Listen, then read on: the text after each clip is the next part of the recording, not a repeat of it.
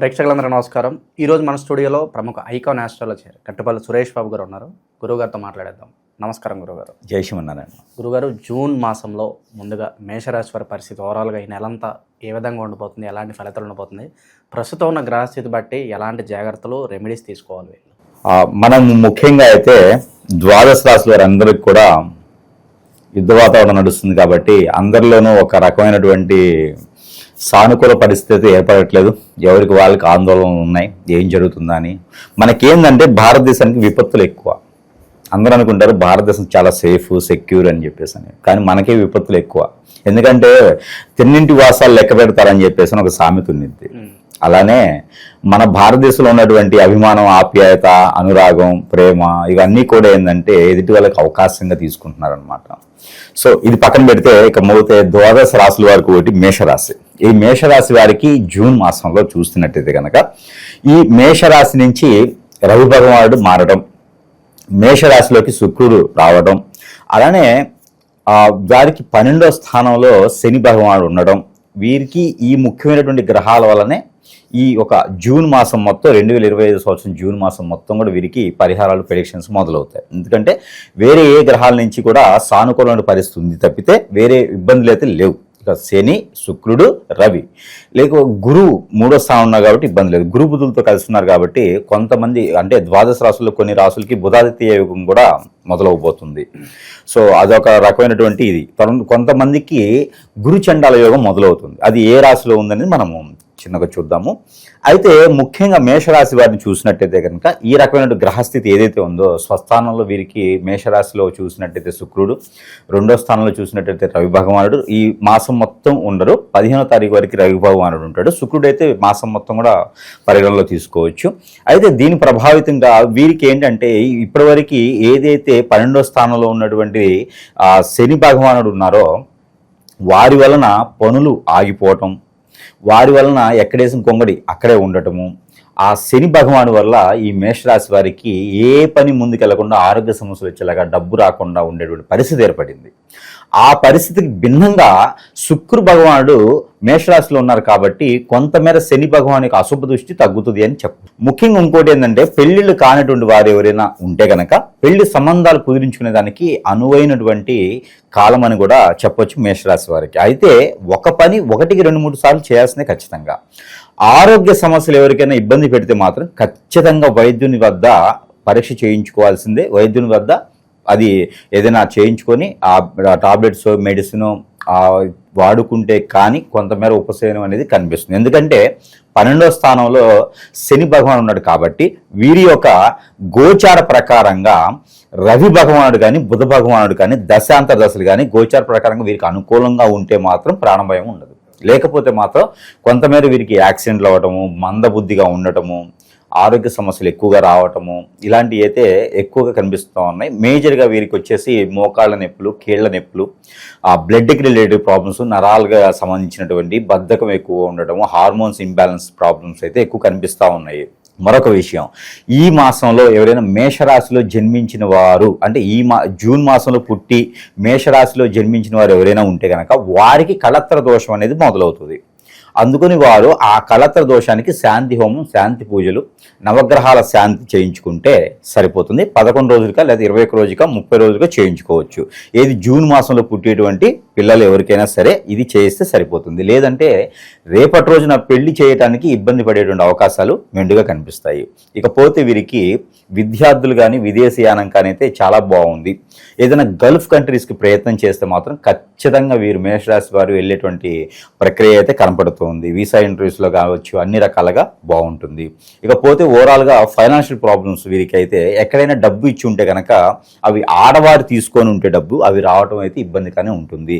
మరొక విషయం ఏంటంటే వీరికి ఆడవారి నుంచి ప్రాబ్లం ఉండే అవకాశం కూడా కనిపిస్తూ ఉంది. ఈ ఒక జూన్ మాసం మొత్తం కూడా, జూన్ మాసం 2020 సంవత్సరం మొత్తం కూడా వీరికి ఆడవారి నుంచి ఇబ్బంది కలిగేటువంటి ప్రక్రియ కనిపిస్తుంది. కాబట్టి కొంతమేర జాగ్రత్త వహించుకోవాలి. ఆడవారైనా ఆడవారితో జాగ్రత్తగా ఉండాలి, మగవారైనా ఆడవారితో జాగ్రత్తగా ఉండాలి. మేషరాశిలో పుట్టినటువంటి వారు ఎవరైతే ఉన్నారో వీరు ఎదుటి ఆడవారితో జాగ్రత్త, వాళ్ళు తల్లే కావచ్చు, అక్కే కావచ్చు, చెల్లె కావచ్చు, వదినే కావచ్చు, లేదా వేరే ఎవరైనా బయట వారు కావచ్చు, వారితో కొంచెం జాగ్రత్తగా మొలుసులుకుంటే కానీ మన పొరుగు ప్రఖ్యాత ఏదైతే ఉందో అది పోకుండా ఉంటుంది.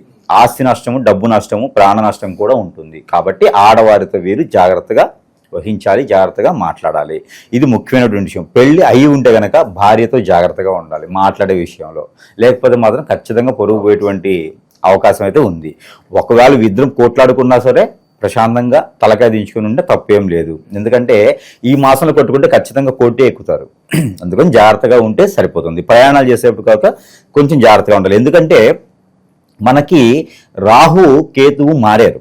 ఈ రాహుకేతు మారడం వల్ల మేషరాశి వారికి ఆలోచన విధానం ఫాస్ట్గా ఆలోచించేటుకుంటే అందులో మంచి ఉండొచ్చు, చెడు ఉండొచ్చు. అందుకని చెడు ఎక్కువ కనిపిస్తుంది. కాబట్టి ప్రయాణాలు చేసేటువంటి విషయంలో కూడా కొంతమేర ఆలోచించుకొని ప్రయాణం చూసుకుంటే సరిపోతుంది. మరొకటి ఏంటంటే వీరికి ఈ మాసం మొత్తం కూడా కోర్టుకు సంబంధించినటువంటి విషయాలు ఏమైనా ఉంటే వాటిల్లో కూడా కొంచెం మేర ఆలోచించి నిర్ణయాలు తీసుకోవాలి. ఆలోచించి ఎదుటి వాళ్ళ మీద నిందలు వేయాలి. ఆలోచించి మీ మీద నిందలు వేస్తే వాటిని కాంట్రవర్స్ చేయకుండా మన పని మనం చేసుకుంటూ ఉంటే సరిపోతుంది. ఎవరైనా మిలిటరీ కానీ, పోలీసు రంగంలో కానీ, గ్రూప్ 1 దాంట్లో, కలెక్టర్స్ దాంట్లో ఎవరైనా ఉంటే కనుక వారు కొంచెం జాగ్రత్తగా ఊహించుకోవాలి మేషరాశి వారు అయి ఉంటే కనుక. ఎందుకంటే పైనుంచి ఒత్తిడులు రావడం కానీ, ఎక్కడి నుంచైనా ట్రాన్స్ఫర్స్ ఉండటం కానీ, ఆ ట్రాన్స్ఫర్ సరైనటువంటి ట్రాన్స్ఫర్ రాకపోవడం కానీ జరిగేటువంటి ఉంది. కాబట్టి ఇవన్నీ కూడా కొంచెం జాగ్రత్త వహించుకుంటే 1-2 సార్లు ఆలోచించుకుంటే సరిపోతుంది. ముఖ్యంగా ఈ రాశివారు ఈ మాసం మొత్తం కూడా ఇలాంటి పరిహారాలు ఉన్నాయి కాబట్టి, అంటే ఇలాంటి ప్రెడిక్షన్స్ ఉన్నాయి కాబట్టి వీరికి తగ్గట్టుగా కొన్ని రకాల పరిహారాలు చేసుకోవడం ద్వారా వీరికి కొంతమేర ప్రయోగం జరిగేటువంటి ఆలోచన అయితే ఉంటుంది. గ్రహాలు కూడా అన్నీ కొంతమేర అనుకూలంగా ఉండేందుకు వీరికి కలిసి వచ్చేటువంటి రోజు శుక్రవారం, శనివారం, ఈ 2 రోజులు కూడా వీరికి అద్భుతం కలిసి వస్తాయి ఈ జూన్ మాసం మొత్తం కూడా. అలానే ఈ యొక్క మేషరాశి వారు ఈ జూన్ మాసం మొత్తం కూడా నెంబరు వీరికి లక్కీ నెంబరు ఒకటి ఉంటుంది. ఆ లక్కీ నెంబర్ వీరికి 9, 4 ఈ 2 నెంబర్లు వీరికి చాలా అనుకూలంగా ఉన్నాయి. మనకు అనుకున్నట్టుగానే శుక్రవారం, శనివారం వీరికి అనుకూలంగా ఉంది మాసం మొత్తం కూడా. ఇకపోతే వీరికి కలిసి వచ్చేటువంటి కలర్ ఊదా కలర్, అలానే గులాబీ కలర్, ఈ 2 కూడా వీరికి అద్భుతంగా కలిసి వస్తాయి. ఇకపోతే వీరికి ఈ పరిహారాలు వీరు చేసుకున్నట్టయితే కనుక గ్రహాల శాంతి కూడా వీరికి లభిస్తుంది. ఇక వీరికి పరిహారాలు ఏంటంటే కనుక ఆవుకి ఆకుకూరలు తినిపించడం, ఆవుకి మనకి ఉలవలు ఉంటాయి, ఉలవలు నానపెట్టి గుగ్గిళ్ళు ఉండేసి వాటికి పేస్ట్ చేసేసి ఒక నీటిలో కలిపేసి ఆవుకు తినిపించడం ద్వారా వారికి ఉన్నటువంటి పితృదోషాలు, నరదిష్టి, నరఘోష, శత్రుభయం, శత్రుపీడ, ఆర్థిక ఇబ్బందులు, ఆరోగ్య సమస్యలు, నవగ్రహాల సమస్యలు, అలానే కాలసర్పదోషం, నాగదోషం, కుజిదోషం, కలత్ర దోషం, ఇలాంటి దోషాలను కూడా కొంతమేర ఉపశమనం అయితే దొరుకుతుంది. ఇకపోతే వీరికి పట్టిక, ఒక 100 గ్రాముల పట్టిక, ఒక 100 గ్రాములు మస్టర్డ్ ఆయిల్ ఆవాల నూనె అని దొరుకుతుంది. 100 గ్రాములు ఆవాల నూనె, ఈ 2 కూడా వారికి ఒక గురువారం కానీ లేదా శనివారం కానీ సాయం సంధి వేళలో వారు తల చుట్టూత క్లాక్ వైజ్గా 7 టైమ్స్ దిష్టి తీసేసుకొని ఆ ఆవాల నూనె ఆ పట్టిక మీద పోసేసి ఆ 2 కూడా కలిపేసి ఒక కవర్లో పోసి ఎక్కడైనా పారేటువంటి నీటిలో కానీ పొదలుగా ఉన్న చెట్లో కానీ వేస్తే వీరికి ఉన్నటువంటి దిష్టి దోషాలే కాకుండా, వాస్తు ప్రకారంగా దోషాలే కాకుండా ఇంకేమైనా ఆర్థిక సమస్యలు, అన్ని రకాల నరదిష్టి, నరఘోష కూడా వీరికి తగ్గేలాగా అవకాశం ఉంటుంది. ఇకపోతే వీరికి గ్రహాల నుంచి అనుకూలంగా వచ్చేందుకు గ్రహాల నుంచి తీసినటువంటి నెంబరు ప్రతిరోజు వీళ్ళు పారాయణ రూపంగా వీరు పఠనం చేసినట్టయితే ఇంకా అద్భుతమైనటువంటి అవకాశాలు వీరికి లభిస్తాయి.